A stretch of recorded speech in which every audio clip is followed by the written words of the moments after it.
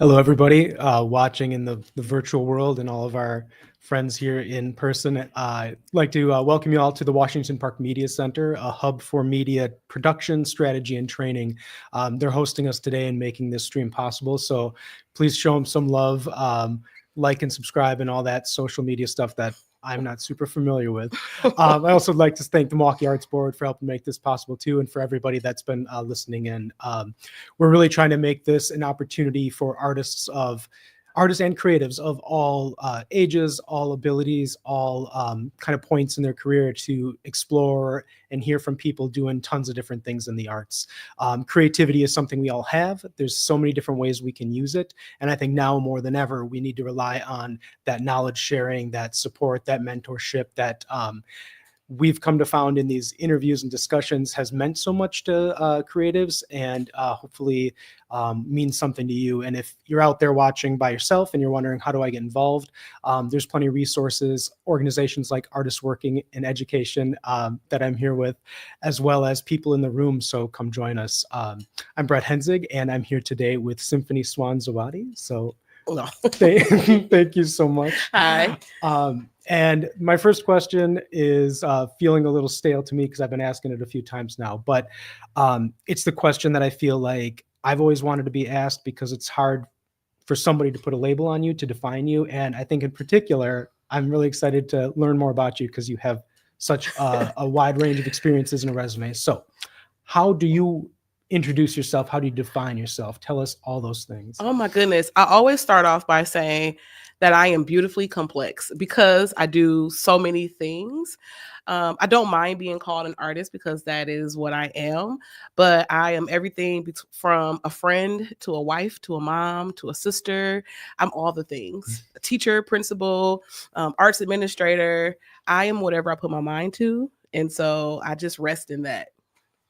I love that. Thank you so much. So, one of the ideas behind this discussion series is to kind of explore that pathway. So how does one person get from point A to point B to point C and then to where you are now and beyond? So to kind of hit on that, what did you want to be when you grew up? When little Symphony was running around, what did you have your mind set on? Where were you aiming?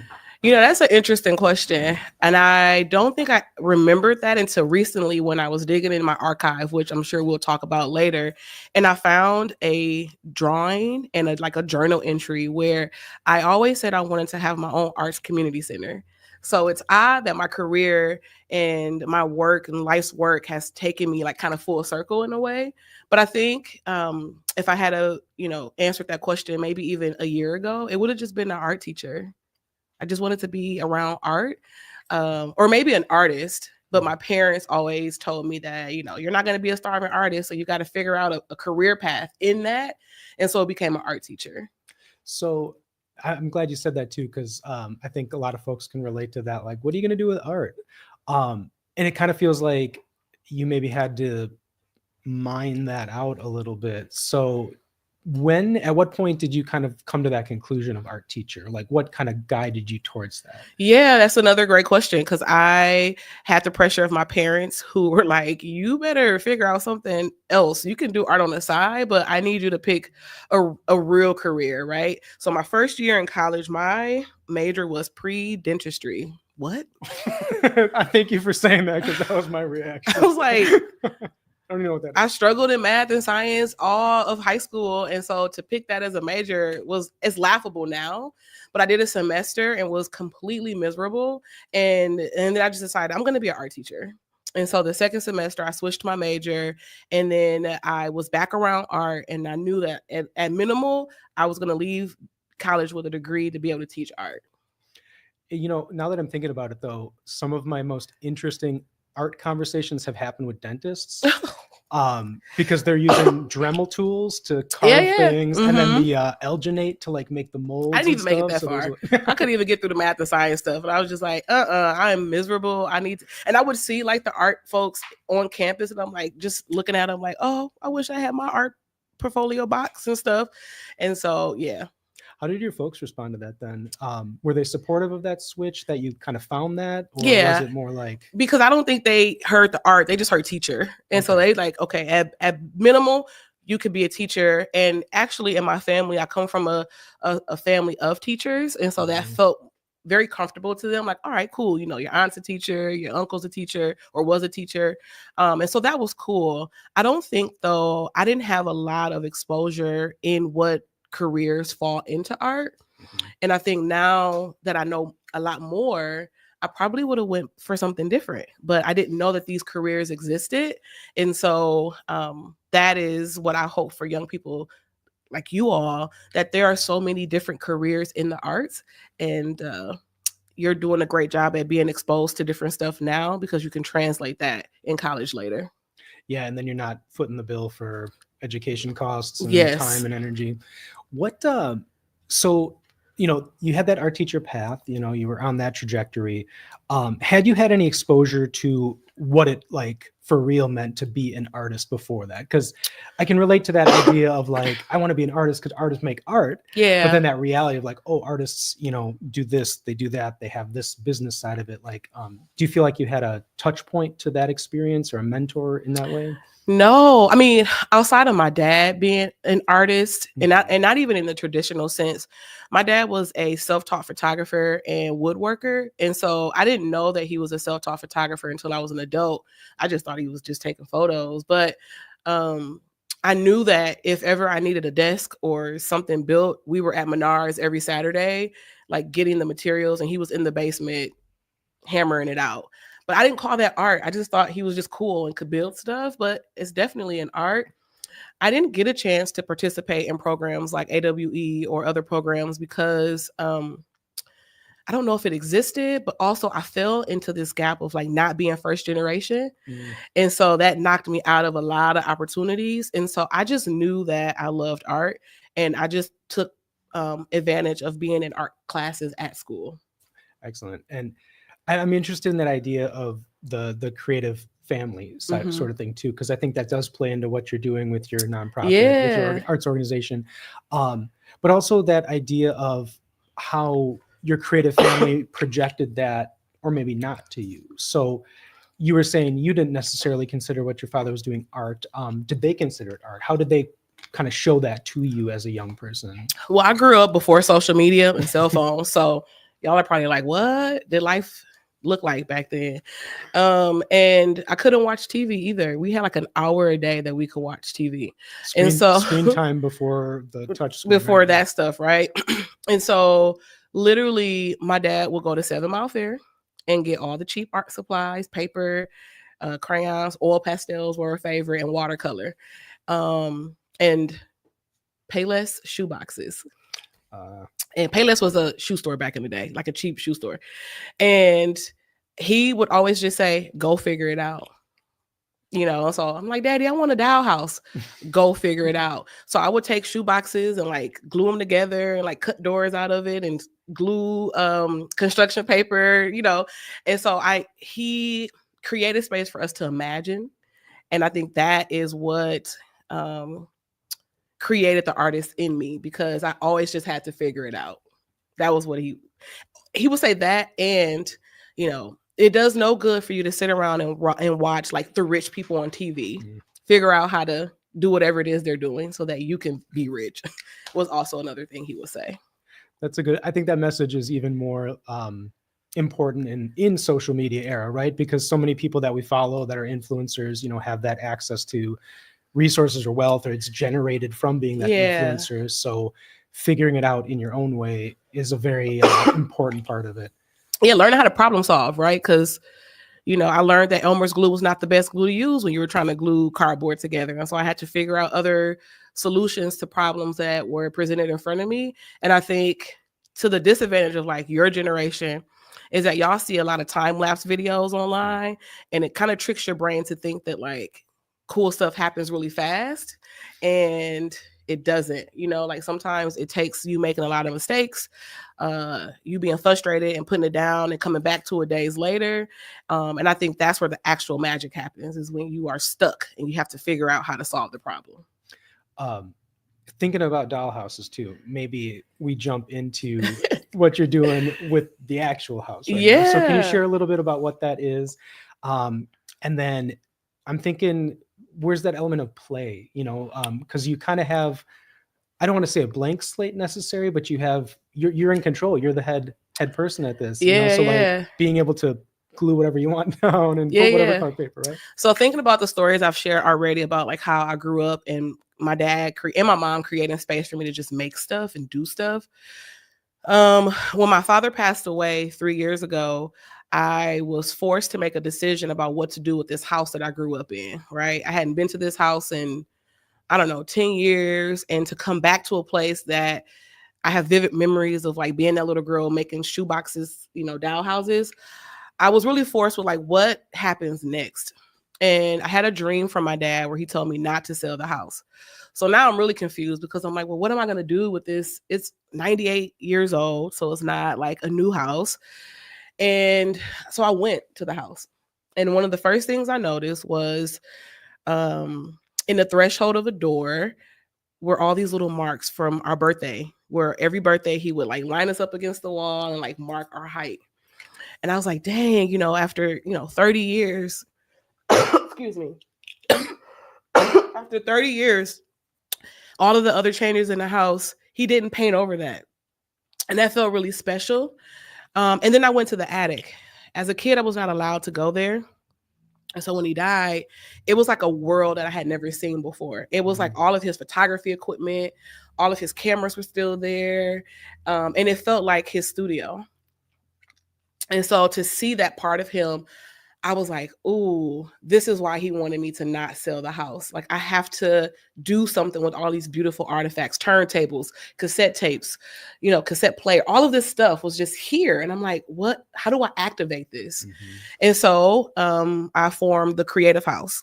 The Creative House our mission is to create space for radical imagination, support, and collaboration. And so it's just really answering the question, like, what if this house could heal, could create, and could activate space for Black and brown artists in Milwaukee on the north side. So that's what y'all see right here, is a side view of the Creative House.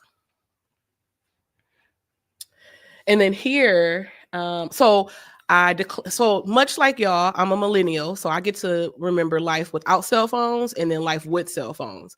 And I be telling all my business online. And so as I'm like trying to figure out what to do with this house, I'm also sharing online like, oh my God, I have this house. Like I need help with everything. I need help cleaning out the trash. I need help figuring out stuff. And so we would do community service days.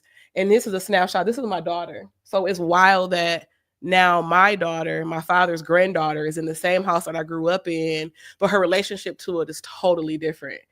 To her, it's an art studio already. For me, this is where I remember Christmas trees being in this corner, TV, whatever. And so we're seeing here transforming the old green paint that my dad had to paint it all white for the gallery space. And so we had members of the community who were like, I believe in what you're doing. You're not crazy. How can I support? And so that's what you see here.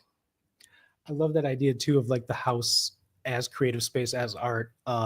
It kind of speaks to, I think through most of human history, our places of home were decorated. They were art. You go back to like the early, prehistoric cave people times, right? And you're putting the animals, the handprints. Yeah. But even more recently too, you're painting right on the walls. And it's, I want to say, only more modern era where people are kind of thinking of like, what am I going to do with this to sell it? How am I going to keep it nice so that I can pass it on and receive the financial reward from it versus preserving it as legacy, as a place of home, as a place of community, right? Yeah, and I think also thinking about the complicated history of Milwaukee, which is why I wore this shirt today, because it was a project that talks about the fair housing marches in Milwaukee and thinking about how Black folks had barriers to home ownership. And so that felt really special that like, I'm not giving this house up. It's going to be in the family, but it's also serving community. And so, yeah, when you think about places of belonging, I wanted a space for artists to feel like they belong, where they can rest, where they can be creative, where they can make mistakes. Because no shade to some of our local arts institutions, sometimes it could be intimidating if you're a young artist new to the field and you're trying to bring in your work And you may feel like, I don't know if I deserve to be here. I don't know if my work is good enough. And here, this is a place where you can come in and you may not have the big fancy portfolio to carry your work in, but you have beautiful work. And how do we activate it? How do we create space for it? That's the purpose. Well, and that's also too, so many institutions are built on those legacies of exclusion and depression and things, that having something that's made particularly without those barriers in mind, not just the intimidation factor, but. And I may never have $1 million coming my way to start an institution, right? That's just whatever, maybe. But I know that I have this house, and I know that in those 4 walls, I can create the environment, the world that I want to see. Yeah. When thinking about that idea of time too, you know, the comment about how you have to make mistakes, you have to kind of push through, from your conception to where it is now, what do you feel like some of the learning moments were if someone else is thinking, how do I go down this path? Yeah. What were some of those areas that were maybe surprises to you that said like, okay, I wasn't picturing this, but I'm shifting. This feels right. So I graduated from Rufus King. Shout out to the Rufus King folks in the audience. Whoop, whoop. And I was full IB at King. So if you are familiar with that, like my world was always school. So when I got to college, I was like, bet, this is easy. I've been doing this since high school. But it took me 6 years to graduate from college because I was so focused on everything but school, right? And so that was the first mistake of like just doing the most. Then I get into my first big girl job. No, I didn't actually. You need to take a license to be an art teacher. I had to take that test 6 times before I could get my license to teach. So that meant I graduated college. I was not yet eligible to apply for a teaching position. What do? So then I became a public ally for a year. And so I worked in the community. I learned about nonprofits. I increased the capacity of this organization. And then I passed my test. So then I was a teacher for a bunch of years. And then I decided that the principals at the schools that I was working at, they sucked bad. They did not advocate for young people. And I was like, this is not cool. And so I went to get my master's to be a principal. So then I became a principal, and I'm like advocating for young people. Like they need to be more creative. They need more time to just be like, we can't just focus on the academics all the time. And then the pandemic came and I was stressed. And then I became unemployed for a little bit, and I was trying to figure it out. And then I got into arts nonprofit. And so I was like, yes, I'm around art. I'm around education. This feels good.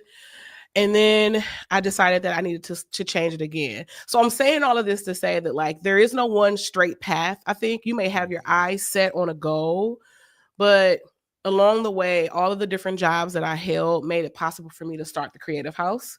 All the skills I learned along the way made it easy for me to start the Creative House. And so I just had to learn to allow myself to be open to the change, because all of those skill sets have now created, me. Sure. I'm going to throw it. That was a long answer, but I'm sorry. That's a beautiful answer. And that's, kind of the thing we've been saying throughout all these discussions is that, you don't know where things are going to shift. Things can change on a dime, right? And I'm going to feel free to pass on this one. But considering all the change in our American, our life in the United States of America, I want to make that distinction. Americas are much bigger. In our country, things are changing every other day, it seems like, right?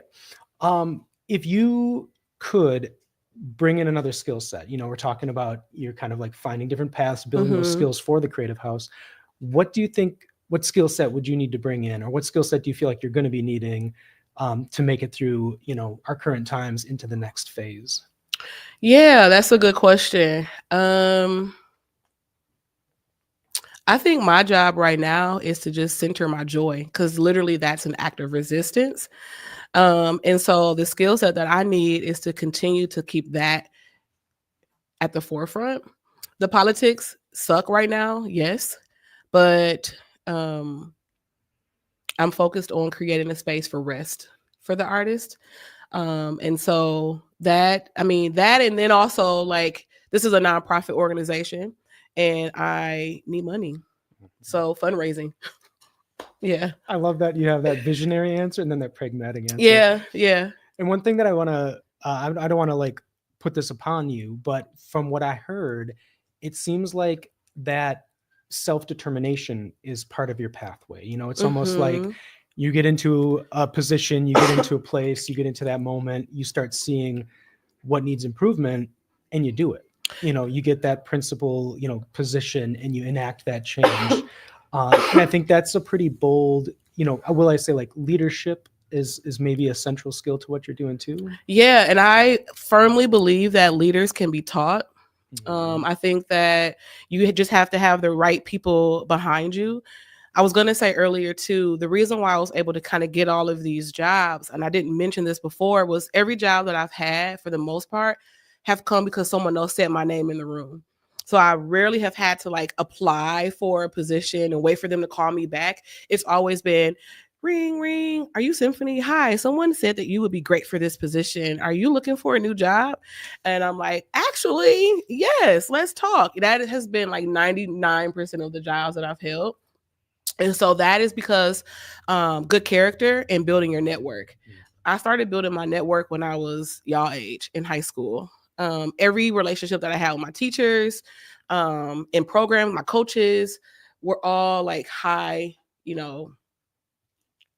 integrity, like foundation built relationships. And so even in college, one of the pieces of advice that I got that I'll share to you all, because it matters now, is put yourself in an environment where you see yourself in the future, because that is going to benefit you later on. So for instance, a lot of time, and no shade at all, but a lot of times when you get to college or when you're in high school, you're working gigs like fast food, the mall, whatever. But I worked jobs that were at least in the arts or in education.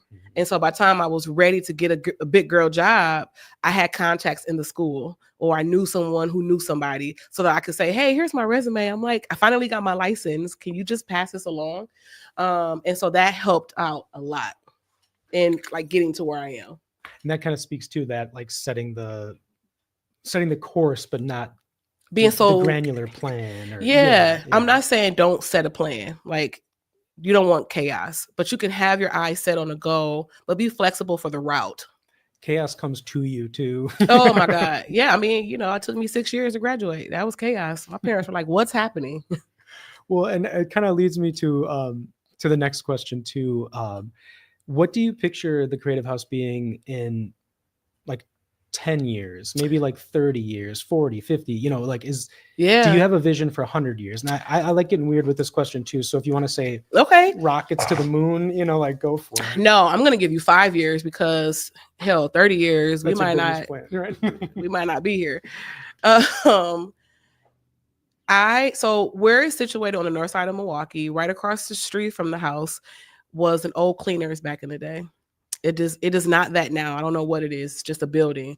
But I have my eyes set on being able to purchase that so that we can extend our work. 2 blocks west of where the Creative House is an old Lutheran church. It takes up 2 blocks. I want that building too.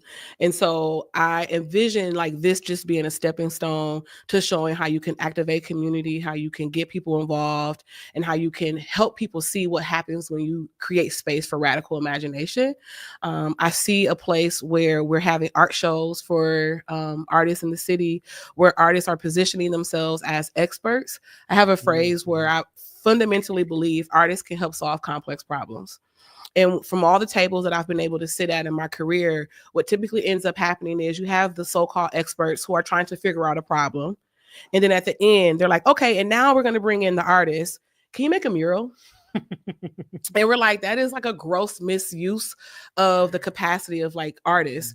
And so I believe that artists who are serious about their work, who are really trying to like solve a thing with their practice or their curiosity, should be at the table at the beginning with all of the other experts. And so I want the Creative House to be a platform for artists to say, here's what my practice is questioning. Here are other experts that are also in the field. And our exhibition is going to be a groundbreaking opportunity for us to have deeper conversations so that we can help solve the problem. Also, at the same time, it has an archive. So all of the things that are in the attic of this house that my father kept, I want to continue to collect artifacts from folks that are in Milwaukee, specifically Black and Brown communities, because I want it to be an opportunity to shift the narrative. There, you know, the north side of Milwaukee has its bad rep, whatever. But it also has been historically taken out of funding opportunities, investment opportunities. And so how do we collect the stories of people who've owned a home for 40 years, who have been in the community? How do we collect the stories and the artifacts of things of like, you know, traditional Black parties that happen every year that have been happening? We need to tell those stories so that people don't just think, oh, the North Side, they don't care, because that's not true. And so it's kind of like a twofold thing, but in 5 years, I'm hoping that we can at least own the building across the street, and continue to create opportunities in the first district of Milwaukee. And so that's what I'm working towards. That's amazing. Yeah. Love that. And I like, as a person who studied sculpture and really loves 3D, you know, you keep coming back to these ideas of physicality in the objects, you know, the marks on the wall, the objects in the archive, right? So, you know, you're not just, you were speaking before about art is so many different things, right? And it's not just like the thing, but it's the place. It's irradiating out from the house throughout the neighborhood, like with the power of art. Yeah. So talk about the different careers in art. When I was a kid, young person, I thought that, you know, a career in the art meant you were locked in your studio and you had all these cans of paint and brushes everywhere, and that was an artist. But really, it's so much. It's dancers, writers, poets, playwrights, the folks who are behind the camera, filmmakers. All of those disciplines could also make you an artist, right? And let's say you're like, well, I don't really like doing any of those things, but let's say you're great at research and you love history. Okay, you could be a curator. You can help put on exhibitions and design the experience. Well, you know, I don't like any of that. Well, they have art preparators, you know, people who are actually preparing and taking care of the work. There are so many careers that I didn't know existed. And so that is what I want the house to be able to create, space for people to have access to those things. And then take it from there.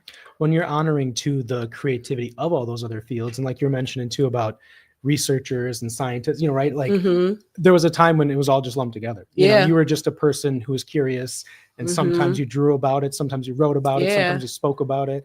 And I also too love that, you know, acknowledging that the history writers are writing stories. They're taking bits and pieces, they're putting it together, and in a way, by collecting the archival material, you know, you're allowing more access to that, or you know, you yourself taking control of that narrative. But for y'all who are taking notes, like there are so many examples of people in Milwaukee who are like, this is my thing and I don't want to work for anyone else, and so I'm going to build what I want to see. When I think about writers, I think about like Dasha Kelly, who has been able to like take her love of poetry and writing and build shows. So now she gets paid to go to universities and like produce these beautiful written shows. I think about like Classic, who is an amazing musician and producer, whatever. He creates these experiences for people and gets paid to do that. And so I think when you're tapped into whatever your skill set is and you believe in it, you'll find a way to like make it work. Well, I think Milwaukee is a really unique place for that too, because you know, Wisconsin, Milwaukee, you know, the funding for the arts isn't what it is in a lot of other places. The size of the city, the size of the network isn't what it is if you go to the East Coast or the West Coast. You know, like you're not probably going to get discovered in the traditional sense, but it's a perfect size for building your own thing. And there's that pragmatism, that grit of saying like you can do it. You got to do it though. There's a photo in the slide deck where we're in the creative house and there's like people sitting around the table. This place could be subjective, right? You can say, you know, I may not ever go to New York and make it big, or LA, whatever. But if you are thinking creatively and deeply about whatever your thing is, you can build your network even while you're here in Milwaukee. So while I'm telling all my business online and storytelling about the work, the daydreams, the imagination things I have for the creative house, people were starting to find me online. And so one day, this guy right here in the yellow, Jalen, inboxed me on Instagram and said, hey, I'm going to be in town. Can I stop by the creative house? I didn't know this guy from a can of paint. He could have been, you know, crazy or whatever. But I was like, yep, I'll meet you there. He gets there and he brought his fiance. And I find out that they're archivists and memory workers from Chicago. They were in Milwaukee and they had been hearing about this creative house in Milwaukee online. I have no idea how they initially found out about the work I was doing, But social media works in mysterious ways. 2 weeks later, he was like, "Hey, we're back in Milwaukee again, and we want to bring some more people to the house." So I'm like, "Okay, great." So these two artists are from Texas, I believe. They started a tech company called Kenkofa, which helps Black folks with memory keeping and archiving their history and their stories. And so these folks have been all over Afrotech, and they're doing all these cool, amazing things. And they're in the creative house, like in Milwaukee. And so I didn't have to leave my city to build a network. I just continue to be consistent with how I'm sharing my story, and people are starting to find it. And now they're like huge fans of my work. And so I say that to say, you may not have a desire to leave Milwaukee, but that doesn't stop you from taking your work outside of Milwaukee. And so that's just my encouragement. I was really excited about having these people in Milwaukee who didn't think that this crazy girl who was trying to transform a house was actually crazy, but thought it was brilliant. And so, yeah. That speaks though too, like when you're surrounded by people who might not share that vision or see that vision or maybe understand the individual enough that sometimes you got to cast that net a little wider. Yeah. Too, you got to find your people, right? And I learned early on that just because like you're my friend, you may not be my ideal customer. And so that's okay. Like we could be great friends, but you don't really like art for real, no pressure. And so I had to extend a wider net, like you said, to find people who are interested in how do we activate memory? How do we preserve objects from families? And once I did, it's been a joy. Yeah. I got a couple of questions for you because we haven't even dug into your personal work. I think this next question might touch into that too. What have you noticed a change in archive, working intergenerationally, right? So, the archives that your father kept, I'm guessing like traditional films, slides, photo prints, right? Cassettes you mentioned and vinyl and all that, right? Does that play into the story, or like, do you feel like there's problems with the way we keep media or archives, and kind of what would be your recommendation for somebody who might hear this and say, I need to get on this, my family's got stuff, or I've got a story, a narrative I want to share? That's a good question. I think if you had asked me right out of college what type of artist I was, I would have told you a painter. Like that is full stop. And then life happened and I got exposed to different types of art making. And then I kind of fell into being a printmaker because in college I hated printmaking. I was like, this sucks. I don't want to do anything with this. It's stupid. And then here I am like cutting linoleum and running things through a press. But I think I had to lose my parents in order to find value in the things that they left behind. And so I don't know if that's like a precursor or a prerequisite to the archiving work. But what I do know is there are institutions in the city of Milwaukee who are like their mission is to storytell and collect and keep these stories. But when it comes to Black folks, it's not as urgent. They're not as meticulous. And so that sucks, and when you call up a place and you're like, hey, can you tell me all the history you have about the King Center or any other place? And they're like, oh, we got 2 newspaper articles. I'm like, it's been around 50 years. That's it, And it's like, how do I begin to kind of collect these things so that if someone else wants to call about the Washington Park Media Center or whatever 20 years from now, they have the work of like the folks who are, you got to think about the future, really. So my work now has shifted to how do I create space to use old photos with new photos and thinking about the future. So I like to play with layers because I feel like when you look at something old, you're thinking about the present and then you're thinking about the future. And how do I illustrate that in my artwork? I love it. Do you have any particular piece that you'd like to talk a little bit more about? Yeah, can you go to the one where it says the son came as a grandson or something like that? It's like this one. This is one of my favorite pieces. I did this one in 2023. And what I love about it is this was one of the photos that I found from my father's photography collection. And it's an old archival photo of him holding me. And Growing up, my dad was born in the 50s. And so if you think about what life was like for Black men in Milwaukee in the 50s, they used a lot of very heavy gendered language, and you were not seen as, like, I don't know, successful maybe unless you had a son. So he did not have a son. He had 2 daughters. And all the time he would just say, like, man, I wish I had a son. And I'm like, but I play all the sports. I do all the things, a son would do. I'm right here. And so I titled this piece, "The Son He Never Had Came as a Grandson," because when he passed, he had 2 grandsons. So I'm like, see, you had 2 sons, And so just a conversation about that past, present, future kind of thing, because that's my son, present day, and these are 2 like duplicates of me and my dad. I feel that sentiment. I mean, I think it pops up in so many different ways, how one generation moves to the next, and Yeah. the vision, and like you're saying, language even too. But also just that kind of like who you're expected to be and how you kind of work towards that. Can you tell me a little bit about the future with this one? With this one? So if I'm picturing more layers going forward in time, what's your hope for that, for the grandsons, and how maybe they engage and interact in that? Yeah, that's a good question. So I think also being that, he graduated high school in the 70s, they were very conditioned to like believe your worth is tied to how much money you make and like what job you hold. And so I'm hoping that with my husband and I are raising our son, that he can be more tender. And he is tender. He's like, look at this smile. Y'all see this smile? Ain't that just like the cutest little thing ever? It just makes you just feel so warm inside.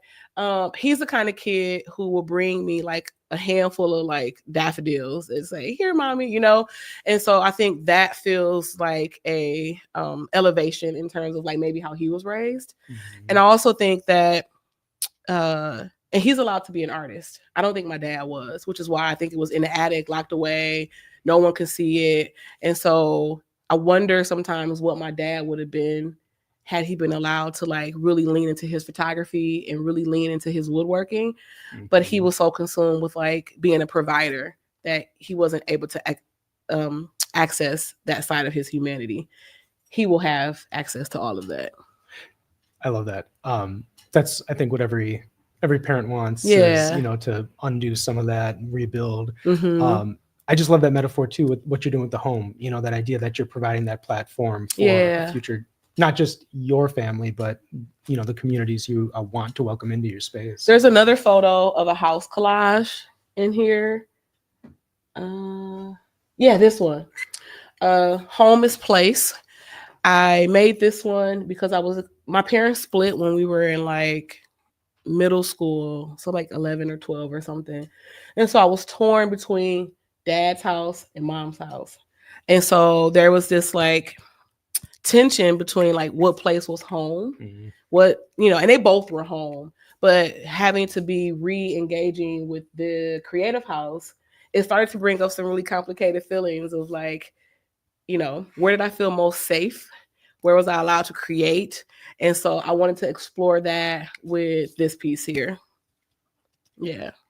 And with your work too, so is your work archive in itself? Is your work expression? How the work is so personal, but at the same time, it's also this universal thing, and it's this kind of shared. Yeah. I mean, all art is to some degree, but when I think about that, these are your families, your face, literally in this. These are artifacts that you've pulled. Yeah. How do you connect with your work that way? How do you feel about it? Do you sell your work? Is it so personal? Yeah, that's a great question. And honestly, the last couple of years, I've been so focused on building this arts institution where I was really down on myself because I'm like, dang, I don't have like a fresh body of work. And so my friends reminded me like building this creative house is a body of work. And so I had to shift my thinking about that. And so lately, the work that has gone into branding and building and getting community support is my practice these days. But when I am making art, which I'm back in the studio, woo woo, I use my access to the photos I have from my personal family's archive, and I do sell my work. And it's personal, but I think what I've learned along the journey of my life is one, I only share what I've already overcome. So it's not like a daggering point for me to share a thing because I've kind of healed from it. And two, because I was able to share, I was able to create a bridge between someone else who maybe is already experiencing that and can feel seen. And so that is what motivates me to use my own work, because it helps someone else see themselves. I love that. I've never heard it positioned in that way, that, you know, you share what you've went through or what you've kind of processed. Yeah. Because I feel like in my studio practice, and also I feel like, at least personally, what I appreciate about art, it can't be too tame. You know, it has to have that personal meaning, or that passion or fire or emotion, that expression, that real genuine expression. Yeah. And it's hard to, I think, as an artist, know how close you are to something and whether or not it's something you can pass along. And when I work with young people and teens, and, you know, when you're at that point in your creation, when you are putting that expression in there, it can be hard to let go of that. Yeah. And I think I've learned to not hold everything as precious, because that stops me from wanting to make work. If everything is like, oh my God, this is so perfect, and I don't want to make it and move on, because that's the only way to build a body of work. Yeah. Do you, when you're collecting archive, right, when you're pulling that stuff out, do you feel like you're making judgment calls that maybe your family would have made, you know, when you're looking at those things? Because I hear you talking about that with your work, but then I'm thinking about your family, your children, and whether or not they might look back and say, oh, I wish mom wouldn't have sold that one. You know what I mean? No, that's a good call. And when it comes to archiving, like, one, you can go to college to be an archivist, which, again, I didn't know. It's called like library science, and you could do all of that stuff. I didn't know that existed. I didn't know that was a thing. So everything that I'm learning now is just because I put myself in proximity to people who are in the field. But everything that is in the archive right now, is there because I feel like it tells a story, like it contributes to the greater story of like honoring the contributions of Black and brown families in Milwaukee. Now, there are things in the archive that feel extremely personal, and if they were alive and I even thought about sharing it, I would get like, psh. So that stuff just stays put away. So I do practice discretion there, but I am largely more interested in like, how does this artifact contribute to the larger goal of the archive? And that's what gets, you know, added. Okay, excellent. I love that. There's so much interplay between the work that you're making and, you know, the archives that you're collecting too. I've been personally wondering about that. So I mean, it's a toss up, you know, like there are some things that how do I say it? The goal is not to only present, when you think about legacy, right? People tend to always say or present the best of a person.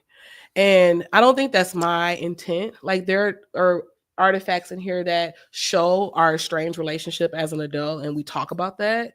And so, yeah, good, bad, or indifferent, we're still trying to, you know, tell these, you know, powerful stories. Yeah. Well, and that speaks to that macro level of like, how do you tell the history of entities, organizations, nations? You know, you got to confront all of it, because it's all part of the story. Exactly. But you don't always have to I keep the dignity in mind. Maybe that's the word. Thank you for finding that. Dignity is a huge word in general. So I had so many more questions. Are we at time? We are not at, we're getting there. We're getting there. Wow. But I appreciate it. I'm going to take one of the questions, and I know I'm putting you on the spot. Oh, okay. I like to ask, if you were to be able to wave a magic wand and change something going on with the art scene in Milwaukee, what would it be? But if you don't mind, in the time we got left before questions, could we hit on the art scene, maybe the school systems, and maybe community in general, and storytelling and archiving? Yeah. If I could wave a magical wand for some of the larger institutions in the city, I would make it so that they had to reallocate funds to smaller organizations, like grassroots organizations. So that's one. I think when we talk about like the educational scene, I think there was something that could have been really beautiful that happened during the pandemic. During the pandemic, There were like these abbreviated school schedules. They included more time for social emotional learning. It was more project based, and it was shorter days. All the things that like teachers who are in the field are like advocating for, and no one's listening to. And then as soon as they had an opportunity to go back to normal, they forgot about all these things. And so I think if I could like wave a magical wand for that, I would have it so that schools reflect that again, because I think that is what is missing. And you said the archiving world, is that what you mean? Yeah, or any collecting of things to tell the stories, to preserve the legacies. If I could wave a magical wand there, I would love to be able to set up like satellite sites to do community, I don't know, like Adam Carr calls it, like I think history digs or something, because I want to be able to create space for families to bring their photos and then have them contribute to the archive, their stories in a way, not take it, but like we'll scan it and then we'll have it live in the creative house as a way. I would love to do that. And I'm working on that, but like if I had capacity and volunteers to kind of help orchestrate that, that's what I would do most immediately. And then I just think that every community, every neighborhood in Milwaukee should have third spaces for people to be able to express and create without the obligation to spend money. So that's, so with all of these abandoned homes in Milwaukee, what would it look like for artists to get access to those, to activate in the same way that the creative house is being activated? What would that do for community? Okay, excellent. Yeah. I want to get you that wand. I think that's and let me I want to ask too, what you've done so much, right? And I know that the creative house is kind of your current mission, vision, but I want to broaden it a little bit. And if you could share kind of like throughout your, I'm going to say creative career path, because you've maintained that. Yeah. Could you share points of pride? Like, what were you most proud of when you were in the classroom? What were you most proud of when you were a principal? What were you most proud of when you were in the nonprofit sector? I was most proud when I was a classroom teacher, when young people will come into my class and say to me, this is the best class of like my schedule. When I would have young people who were like knocking at my door because they had a free moment in class and would choose to want to hang out in my room. That was really important to me because it was a safe place. So that was really important. And that was like, or when the students would complete projects and feel proud of themselves. I was always like, see, I told you could do it. When I was a principal, I was most proud of, I had a student who wrote me, he was a middle schooler. He was like maybe 6th or 7th grade. And he was like pissed because middle school students didn't get recess anymore. And that's so sweet. He wrote me this like long letter with like supporting evidence and I don't know, reason. I don't know. It was dope. And so I was like, you know what? You're right. And so I met with the teachers and we were able to kind of figure out time for them to get some time outdoors every day. And that felt really good because it was like this young person was like, listen, this is what we need. And I was able to help move some systems around to make sure that happened. So that was like the whole point, I think, of being a principal. In nonprofit, I'm most proud of being able to support artists of color working in institutions that sometimes or historically caused harm. And so I was able to be like a barrier between, artists and organization. So that felt really good. And then also being able to design cool programs that you see people engaging when you leave the organization. So that feels good too. Yeah. Excellent. And lastly, because I think we do need to leave a little bit of time for questions. Yes, because I need at least 3 friends. We're calling you out. If you were a young person who was listening today, and when I say young person, I mean maybe a young person, but also somebody who wants to get involved in the arts. Yeah. It might be twice your age, but wants to get involved somehow, somewhere. Where would you recommend that they start, especially if they're not that person who has that clear path, right? And has that drive or the vision to kind of like build their own thing. I get that question all the time, actually, of like, hey, I've always loved art. Like, what do you recommend? I recommend you just finding where artists hang out in the city and just be there. Because I think once you're around artists, something magical always happens where you find exactly what you need. But then I also share resources like, you know, Arts at Large and Artists Working in Education and all of these other arts institutions that offer opportunities for you all to connect or engage with classes. That always helps. But really, it's overcoming the fear and doing it scared. That's the main thing of like, whatever you're thinking about, just do it. And everything that you need after that will find its way to you. But sometimes what stops the thing from finding you is because you don't actually start. So you just got to start. I love that. That speaks to that intimidation factor that you were saying too. You know, you might not feel comfortable in the space, but overcoming that fear, putting yourself out there. Or what I love about that response too is when, you know, you started this space, right? You know, the Scared, artists were though. saying to you, Very scared. very scared. Very, very scared. Are you still scared? Yeah, absolutely. Because, you know, I'm always thinking about like, you know, how am I going to pay for this? How is this going to be sustainable? You know, but I just wake up every day and I do a little bit each day. And, you know, before you know it, you'll have a mountain. And so I just try to focus on the small steps, because if you focus on the mountain, you'll never do it. That's huge too. So like today, I sent out emails for sponsorships. That's all I had capacity for. Tomorrow will be something new. But I was scared to start it for sure. And I sat on it for a while before my friends were like, just do it. Like, just ask people to help you clean it out. And then I'm like, ask people to help clean out a dead guy's home? Like, people are going to look at me like I'm crazy. And to my surprise, when I asked, 7 people showed up. You know, and then the next time it was like, oh my God, you started a nonprofit, but you don't have any money and you're not old enough to get funding yet. What do? They said, ask people for money. So I planned a fundraiser, fundraise $5,000. You know what I mean? So it's just like every time I was scared to do a thing and I just got kicked off the ledge and did it, it became something very beautiful. And who were those people encouraging you? Were they the artists? Yeah. Or were they those people that like your friends that weren't the artists? No, these are my artist friends. Like, that's great. Not my friends, but like artists who I had been in community with and engaging in going to art shows with, who I would tell my dreams to. And they were like, what you waiting on? And where did that fear come from? Like, do you feel like that was one of those generational things passed on that, you know, you got to do it on your own. Don't ask for help. Don't ask for handouts. No, I think it was just like fear of failure, really. Like, okay, I'm going to say this thing out loud. And then what happens if it fails? But I had to learn that, like, I saw, who said this? Was it Pharrell? Maybe it was Pharrell. But really, like, you have to shift how you think about failure. And that is, it's not failure, it's research. And so when I saw that, I was like, okay, I'm not as afraid of failing. And if I fail, we'll just, you know, learn from it and move on. And so I think about that in terms of my life. I always tell people, like, plan A was dope, but I'm like on plan M right now.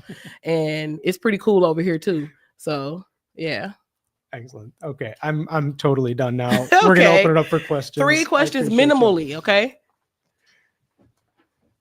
Oh, we got. It's not a very good.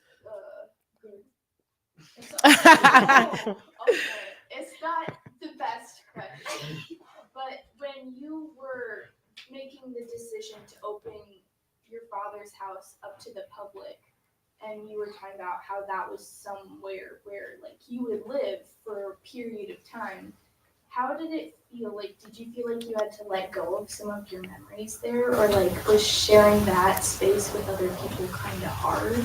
You know, that's a really actually great question. I was saying, what are you talking about? That's amazing. And you know, for the first year after he passed away, the reason why the progress of like where the house is even today is, you know, to I guess some standard is like, dang, you should maybe have gotten further along, was because it was hard to go over there just to like do the cleaning, do the painting, because I was like, oh my God, like I just remember, like I would find little toys from my childhood that he kept. And so that became like, wow, this place is like not going to be this anymore. So that was really hard. But again, I knew that I always say my dad gave me instructions. Like when he came to my dream and told me not to sell, that was like my first set of instructions. So every time he comes to my dream and tells me to do something or shows me something, I feel like he's leaving little breadcrumbs for me. And so after he told me not to sell, I had a dream that I had people in the house. And so I was like, okay, maybe that was a service day. The most recent dream was an art show was in the space. And so I was like, okay, that's coming next. So when you have a vision, you don't ever get the instructions. You just have this vision. And so I just got to keep working until I achieve that. And I think part of the story of the Creative House is that it was once my childhood home. But now, if you go into the space, the rooms have like art tables in there and it just looks like a different space. And so now this era of the house is for the community. And so I just rest in that. Yeah. Scaling it up from your personal experience, amplifying those memories into something for everyone. Yeah. That was a great question. Yeah. You should pat yourself on the back for that. I got a co-host for next time. Yes. I need 2 more at least. Yes. I don't remember if you said this, but what would you say has shaped like your character as an artist the most? Like, was it your community or was it your family? I think it's a mixture of family and working with young people as an art teacher for a bunch of years. Like y'all are brilliant. And I think when you get a teacher who recognizes that young people are brilliant, you end up learning so much more from them. And so from all my years of working with young people, I was able to, I don't know, y'all kept me young. And so when I wasn't making work, my students like would literally tell me, yeah, I don't know if I want to do this project because I don't know if you can do it. And I'm like, what? I got to prove to you that I can do this project, you know? And so I would have to like do samples of the project ahead of time so that my students knew that like I was practicing what I could preach. That kept me in the game, you know, that kept me my skills sharp. And so that helped my character, but also recognizing that good character would take you further than anything else. When your character is on point and you keep your word and you are kind to people, that comes back tenfold. And so I'm always conscious of that. I feel like that that group that came from Chicago and then brought their friends back from Texas, you know, like that's a character thing. Yeah. And I think the more I'm sure people have all experienced this no matter what your age, but there's plenty of people doing plenty of cool things. But you might only go there once. You might talk to them once or twice, and then the rest of it's all on social because they're not fun to be around. Yeah, yeah. So keeping my word is really important and being kind. Kind doesn't mean nice. So I always tell people to differentiate the two. But yeah. 1 more, at least. You got one? Period. So first I just wanted to say the thing that you said about students coming into your room and wanting to spend time with you was really sweet because I had teachers like that and thoughts like that. Really, I would love to be an art teacher one day. We'll see where I end up, but that's awesome. I want you to take a second to like go full like advertisement mode. What is the Creative House doing right now? Like, what are things that people should show up for? What's the next steps? Like, okay. Get it all out there. Promote yourself. Okay. I love that. Thank you. So here's the deal. If you all on Instagram, that's where Creative House lives. Like all of the in real time stuff happens there. You can follow us on Instagram at the Creative House, all one word. And creative is spelled CR8TV. We actually have a workshop on April 26th with filmmaker and UWM professor Marquise Mays. It's called you know Marquise? Isn't he amazing? We have a series called Unstuck, and it was designed to create space for artists who feel stuck in their practice. It started off as a one-time, like, how do we create space for artists to just learn how to go deeper in their practice? And that's that one picture of like the selfie with me. Can you go to that picture? That was from the workshop. I only expected for like 5 people to show up, and 21 people registered for this event. And it was so great to see. We're in fruition. It's like a selfie. Yes. There we go. All of these artists showed up and was like, I feel stuck in some way in my practice. and I need create space to kind of figure out what that is. So then people were asking, when's the next one? I'm like, the goal was to do one, but when you find your people, they keep pushing you. So then Marquise Mays reached out and was like, hey, let's do a workshop together. And I want to help people figure out how to experiment and be more comfortable with using film in their practice to document their process or to express themselves. So he's going to lead the session on April 26th. It's free. You all are awesome, are also able to register and come. And I'm excited about that. We just did a digital archiving pop-up workshop during spring break where folks were able to come bring in their pictures, and I taught them how to scan their images in. We gave them a free database so they can start collecting all of their art analog stuff and turn them into digital stuff. And then we have our second annual Make Art Artist Award and fundraiser on June 21st. And that started off as me wanting to create a new avenue to celebrate artists in Milwaukee. So typically, you know, you get these big fancy award ceremonies. They always celebrate the same type of people. And I was like, man, screw that. We're going to do our own award ceremony, and we're going to celebrate people who align with the mission of our work. So this year we're awarding Carlise Kelly Vendula. She's an amazing Latin dancer in the city. And we're also honoring V. Adams, who's a content creator, visual artist, and filmmaker.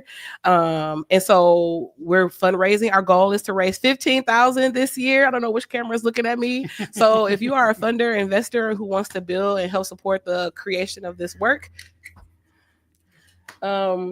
yeah, so those are the two big events. Thank you for sharing that or giving me space to do that. But I would love to engage more young people. And so if you are like really trying to get deeper in your practice and engage community with your practice, follow me on Instagram. That's where you can reach me. And our website is the same, thecreativehouse.org. One from the chat. Oh, sweet. So David said, I would like to ask you if you could be any kind of the four elements.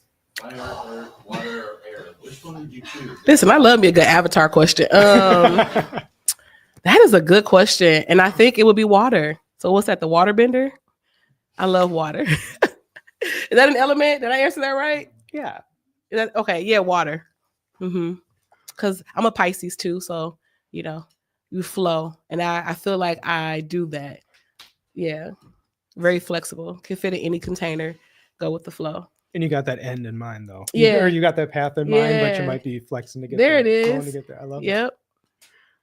All right, last chance for any questions before we wrap things up. All right. Well, thank you, Symphony. And I Yeah. apologize I didn't give you that. Some of my questions are like, what do you want to share? Oh, So Yeah. thank you for our audience for suggesting that. I got a little caught up in the conversation. No, so thank that's you. cool. I appreciate it. And yeah, this will be on the Washington Park Media Center's YouTube page, along with all of our other Paint It Forward discussions. Paint It Forward is meant to do that, to show young and early career artists kind of multiple paths forward, different ways of being, but also to build that network. I think Symphony, that was a big part of it, is when you find your people, when you build that network. And networks don't have to be the stuffy Absolutely not. soiree thing where you're handing out business cards and exchanging information. It's being in community with people who share a vision, share some joy, share a way of being. So if you want to be here, we do these once a month. We'll have the schedule posted. Next time we'll be hearing oh my gosh, my schedule's gonna be off. Next time we're hearing from Dina Nord, who is a graphic designer and entrepreneur, as well as an artist themselves, to share those perspectives. So if you have interest in any of those things, please feel free to join us in person or streaming, and stop on by AWE, Washington Park Media Center. We're on the corner of 43rd and Valete here in Milwaukee, just by Washington Park. And we're always activating the spaces in different ways. You can find our information online as well. So anything else, I'll give you that platform. Any final advice, anything you want to share with the world? Trust yourself. Artists can solve complex problems. Creative House. Thank you so much. Yay!